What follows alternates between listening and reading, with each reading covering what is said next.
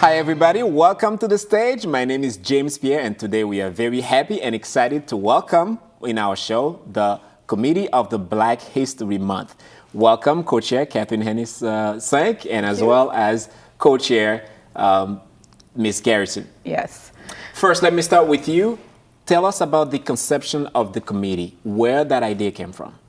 Well, Miami Dade College has long had a commitment to honor and to showcase achievements of African Americans. But Black History Month or African History Month has a long history in this nation. Starting in 1926, we started out with a week, which was called Negro History Week. And then in 1976, that moved on to African American History Month. And so Miami Dade College, since its inception, had the goal of making sure that our students, were educated not only in the classroom, but through cultural events and understanding, how our nation became who it is right now. So the committee that we have here at the campus has, like I said, from the inception of Miami Dade College, we've always had or celebrated different cultures and different aspects of who we became as Americans. Yeah, great. And how many members you have in the committee? 22 members. That includes that's a lot. A large committee, and then in the two of us as co-chairs. Right. And the committee members are appointed by the campus president. So they are asked to serve on this committee. There are other committees, many other committees that the college has, and these appointments are made through the campus president's office. Again, showing the commitment that the college has to make sure that we bring quality programming for the different committees, and Black History Month or African American Heritage Month being the one that we're speaking about now. But a committee is put together with chairpersons and with committee members from all facets of our faculty and staff members, and sometimes we even include students to help us through some of what we're trying to bring for the Black History Month Committee. Great. That sounds amazing. What is your responsibility first, Catherine, as a co-chair? Well, as a co-chair, we convene, very early on, we convene a meeting of all the committee to let them know what the national theme is, because every year there is a theme. The themes go back as far as 1928, yes, when it was still a week's worth of events, but we've had a national theme from that time. And this year, the theme was Civil Rights in America, and we'll talk a little bit more about that in a moment.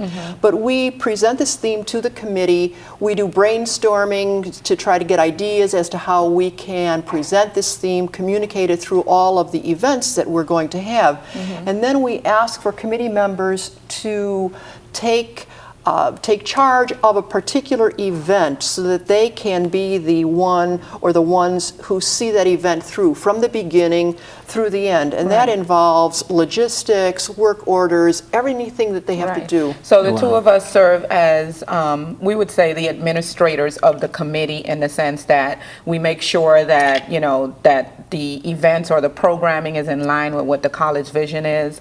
We also, if we need to get special approvals through the campus administration, that's our charge as well. We also are there to lend support to make sure that students are invited to the events. So those are some of our responsibilities as chairpersons of the committee, and to also just give support to our committee members as they come up with ideas, and just give them all of the logistical things that they may need to make sure that the event goes off without a hitch. Sounds like a great duty. And we also try to be the greeters to Exactly. the events. We just came Exactly. from an event that we had just now, and we were there to be able to welcome everyone to one of the Black History Month events, and also to introduce panelists or guest speakers. And tie in the theme to make sure that every event that we have, that we educate our students on why this is happening, why it's important, why we're bringing this particular event to you. As a part of our theme for the year. On TV, we call it the one-man show. Then I would say your job is like a one-woman show. You got to do almost everything. A two-woman show. It's a two-woman show, and we find that we are thinking along the same lines almost all the time. Yes, and then doing almost all the stuff. Yes. I'm curious about the theme. Let's go back a bit about it, Catherine. This year, and what is the process of choosing a theme every year? Well, we do not choose the theme. The National Association for the African American History. Okay. They put out the theme every year.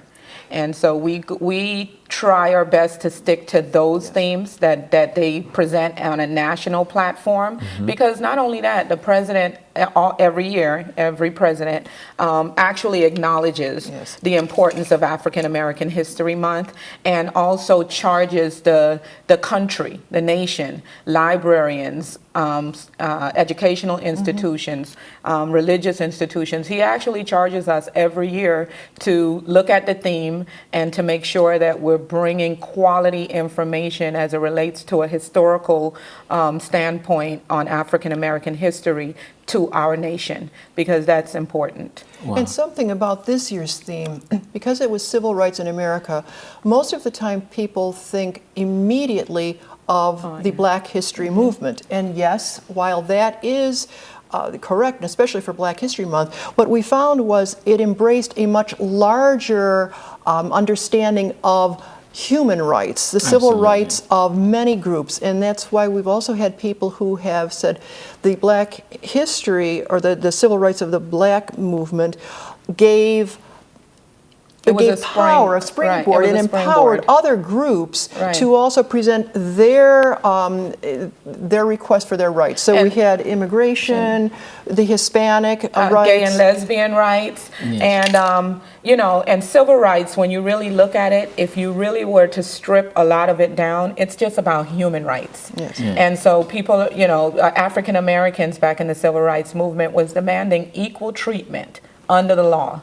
And, there are so many other groups like women that could not vote. And because of the civil rights movement, that was a springboard for us to have a voice and say that we should be able to vote as well. So civil rights in America, this theme that we had this year was one that allowed us to bring in many programs and events that encompassed not just African American history, but it made it relevant to our students here at the campus, in the sense that these movements, the civil rights movement, also was a springboard for you to be here to have the education that you're getting right now, because so many of our students are from other countries, are African American, are women. And so it was a very broad theme that allowed us to bring lots of educational events and programming.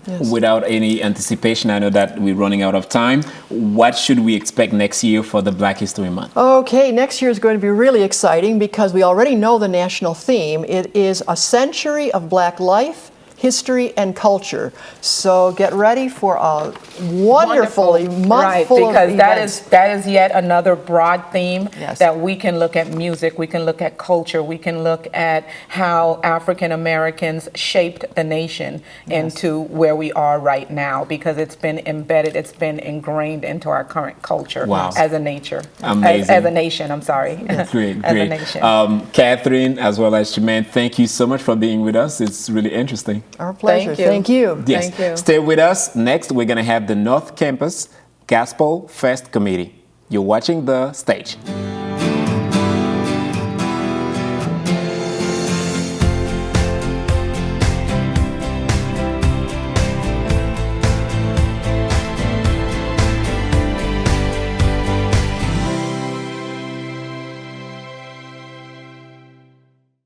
Cool programs for hot jobs. Let Miami Dade College jumpstart your career. We offer bachelor's degrees in film and TV production, electronics engineering, supervision and management, and nursing. Or choose from 300 other programs. With our flexible course schedules, you can take classes during the day, evening, weekend, or online. For more info, visit mdc.edu or call 305-237-8888. Get the knowledge and training for today's in-demand jobs. Register now.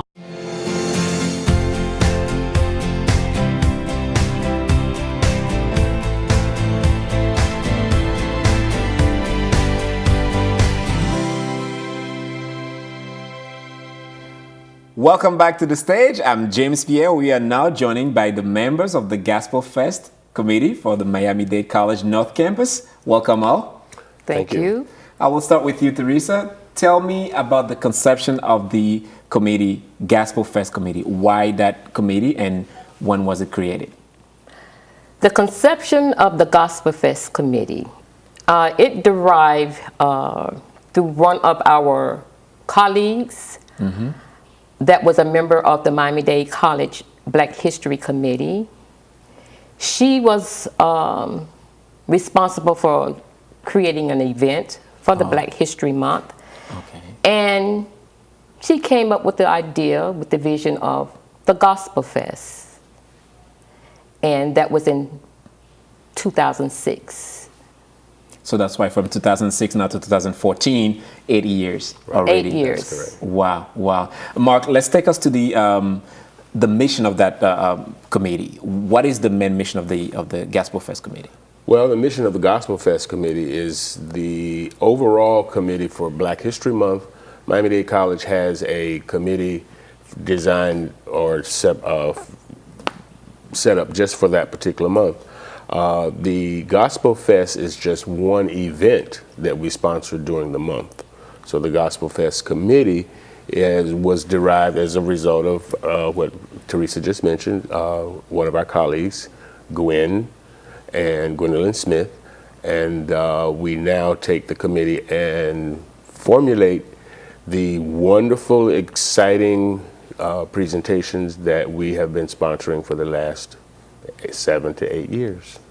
The Gospel Fest is in February, the same month as the Black History Month. Yes. Why connect the Gospel Fest with the Black History Month celebration?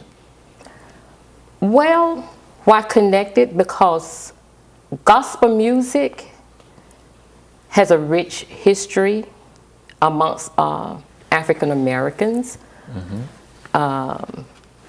It has played a significant role in our fortitude and our perseverance to survive here in America. During the peak of slavery in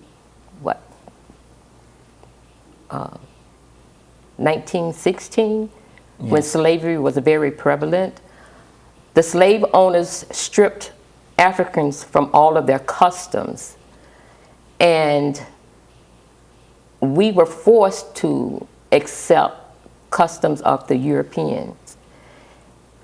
And we were introduced to Christianity. And during our involvement in the churches, we came introduced to the hymns of the Christian churches. Okay. And from that, African Americans has always been able to hold on to a lot of our customs in a variety of ways. And by us linking with the hymns of the Christians, it evolved into gospel music. So music was always and is still always the strength for the Black, I would say, the slave during that time. Yes, and still during these times, like many people may say, and I think I've heard you make the statement that African Americans really doesn't partake into therapy. We've always leaned to the churches, our spirituality and the gospel music as our therapy to keep us moving forward. And it's always been the undergird, as I see it, of our survival here in America. Great. 8 years. This year we celebrate the 8th annual Gospel Fest at Miami Dade College North Campus. Take us to the production of that wonderful show, Mark. Wow. The production of the show takes the input and teamwork of an entire team. Here at the North Campus, we're fortunate enough to have departments such as the School of Entertainment and Design Technology. We have the theater. We have a wide range of services that are provided through campus services as well as public safety. And of course, the willingness of individuals to partake and accept responsibilities for such production. It is time consuming. However, Teresa does a lot of the background work, which I'm sure she really enjoys, but it's a matter of getting out in the community and making sure that we invite entertainers who have the same concepts and objectives as the committee. Yeah. I know that the Gospel Fest Committee is a subcommittee of the Miami, the Black Miami, History Month exactly. committee. Do you also have, you have help from them? Yes, doing organizing we pretty much divide, at the beginning of the month, we divide the events among the staff. And of course, the events far outweigh the number of staff that we have. So in many instances, we find ourselves working on various events during the same month. Right. Take us back to the criteria. How do you choose the performers for the festival? Well, how did we choose the performers? It all started back in 2006. Each year, we make it our point of duty to send out invitation to churches to inform them about the Black History Month Gospel Fest. And we invite them if they would like for their choirs, or they have some talents that they would like to participate in the event, because all of our talent performers are volunteers. And that's how we began. And we also rely on our colleagues that refer, people from their church. And then as we began to grow, the Gospel Fest began to grow, and it became one of the most attended Black History Month event. It became popular in our community, and people began to call in and inquire about it and ask, oh, can I be a part of the Gospel Fest? Wow. So it bloomed into what it is today. Wow. I would certainly add to that, it's been a word of mouth. And as well as people who've attended over the years. They come each year looking and expecting more and more and greater events. Yes. Well, great. Talking about community, talking about the engagement, how would you say 8 years later the community respond to the Gospel Fest? Well, I would say it was overwhelmingly accepted. We have individuals who attended the very first Gospel Fest who are attending today. In the closing of this year's festival, the question was asked to the audience, how many of you plan to attend next year? And again, the community has been very receptive. They look forward to the event, and we as a committee look forward to planning the event each year to supersede what we've done in previous years. Wow. And the talents are always there waiting and willing to volunteer their services. And they are great. Yeah, wow. We got a lot more to talk about, but we have to take a break. Please stay with us. You're watching The Stage. I'm James Pierre. We're going to take a quick break. When we come back, we're going to learn more about the Gospel Fest Committee.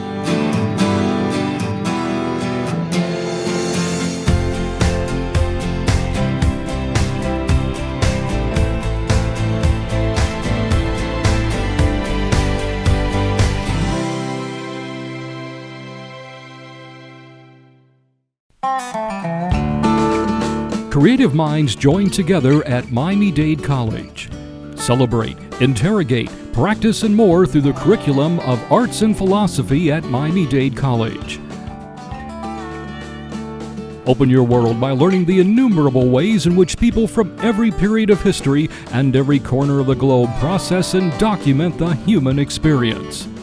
Learn the skills you need to jumpstart your career by making a straight line from the classroom to the stage, from books to the canvas, from dark to the light.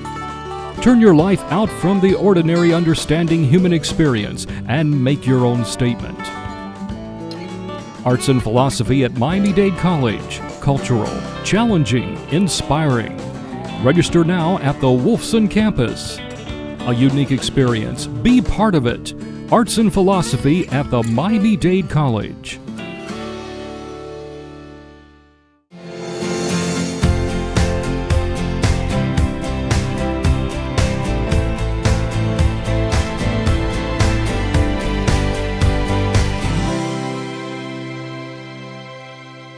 Welcome back to the stage. I'm James Pierre, and we have with us the members of the Gospel Fest Committee from Miami Dade College North Campus. Before the break, we briefly spoke about 2015. So we know that 2015 is right around the corner. Yes. What do we have already planned for 2015? Well, we always set the plan in motion as early as possible. We try to stay in contact with performers, and throughout the beginning of the year, we began to look at different talents to see who we can bring in fresh, because we see this as an opportunity for our talents in here in the Tri-County community to have a chance to expose their talents, because we have some very talented people here in Dade County, Broward County, Palm Beach. So we try to begin early looking at the possibility of bringing on new talent. And I have to say that the Gospel Fest is not only musical performance. We have vendors coming in and all of these people. So take us back to the idea of having not only, you know, performers, but having as well vendors outside of the Lehman Theater to share with us their work. Well, our founder, Gwendolyn Smith, she envisioned, you know, of course, the gospel, entertainment, and to bring in Afrocentric arts and craft vendors, which we have every year. We have about 8 to 9 vendors that comes out with a variety of different items. And the soul food tasting, you know, that's an intricate part of the Gospel Fest also. And the vendors are local, or are they from other areas? Most of the vendors are local. Wow. You know, one thing that really got my attention this year at the Lehman Theater, inside the Lehman Theater, you know, watching these performers, you know, the ambient, and I love the way the community gathered together and the love they're sharing among each other. I don't know if you've seen that from the stage and how the community gathered together. That is so amazing, isn't it? From the stage, you could see the engagement of the guests for that evening. I mean, from hand clapping to sighing to just standing up and enjoying the moment, as we can say, getting into the spirit. Well, you know, gospel music is always inspiring, and it's moving, and it puts you in tune to your creator, and it's about giving God praise. And, you know, that's why we have a genre of different gospel performers, not only the old gospel, Southern spiritual music. We have like the hip hop gospel, the contemporary gospel, and we also have the praise dancers. So, you know, it's a bit of everything. It's a bit of everything. One place. Which makes it so exciting. Wow. And may I also add, the venue makes it an excellent venue for our performance. We have a brand new theater. We have the latest technology.